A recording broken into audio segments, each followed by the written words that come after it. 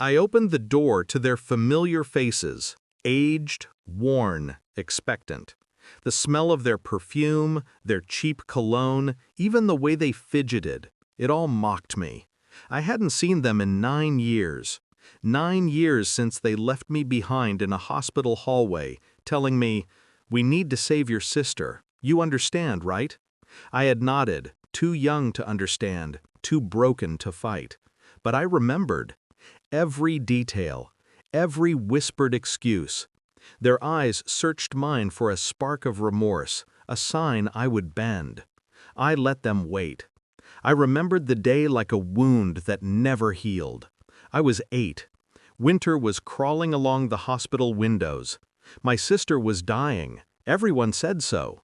But they left me alone, handed over to strangers, and vanished with her. They promised I'd be safe, that they'd return. They didn't. Not then. Not ever. For years, I survived in silence. I learned quickly that trust was a luxury. I watched families, friends, strangers, absorbing everything they never gave me. Control, cunning, patience. I became observant, careful, invisible, until I wasn't. Until I was ready. The signs had begun subtly when I was 15. Notes about bills unpaid, vague requests for assistance through a lawyer, always signed "for your sister." At first, I ignored them, a flicker of hope lingering, thinking maybe they'd changed. Then came the call last month. "She's struggling. We need you to fix this." I laughed quietly into the phone. Fix it? You broke it. You made her life your problem, not mine. I spent the next weeks planning. Every detail mattered. Their trust in my youth was a weapon I had sharpened over the years. I traced every account, every contact. I became the architect of their downfall. Their wealth, their social reputation, their precious family name, I mapped their weaknesses, exploited every small crack. The first move was subtle.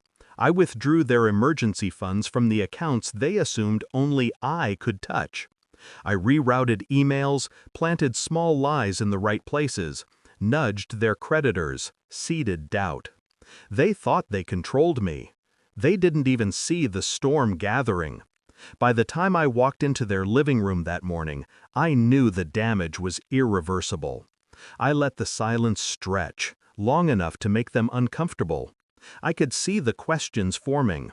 "Why did you wait? What are you planning?"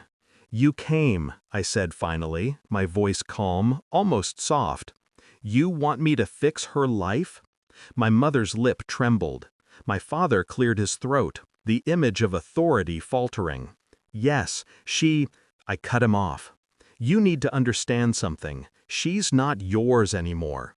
You abandoned me to save her. Now you're asking me to fix what you destroyed? That's not how this works." Their confusion was delicious. I let it sit there, thick like smoke. I saw the cracks deepen in their facade. Their whispered arguments began. I didn't intervene. I let them unravel themselves. Then, the final act. I revealed the legal shift I'd orchestrated over months. Her assets fully under my control for her protection.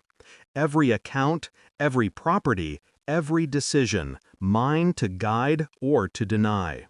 Their panic was almost comical. They didn't realize until the last document was signed. They had no leverage, no control, nothing left. My sister? She flourished under my watch. Not because of them, but because I refused their interference. They had been puppeteers who cut the strings before the show started. Now they were spectators of the chaos they created, powerless to change the outcome. I left their house the same way I entered, calm, collected, unbroken. No yelling, no scenes, just silence and the certainty of justice executed perfectly. I glanced back once, catching their faces pressed against the glass. Desperation and disbelief mingled there. It was a small, quiet satisfaction, but deep. Every moment of loneliness, Every tear shed, every broken promise, they paid for it now. And me? I walked away lighter. Not because revenge is sweet, it's not, but because finally, after 9 years, I'd claimed my own life, my own strength, my own terms. I didn't hate them anymore. I didn't need to. Power, control, and silence were sweeter than anger. I had survived. I had outplayed them. And in their chaos, I found peace.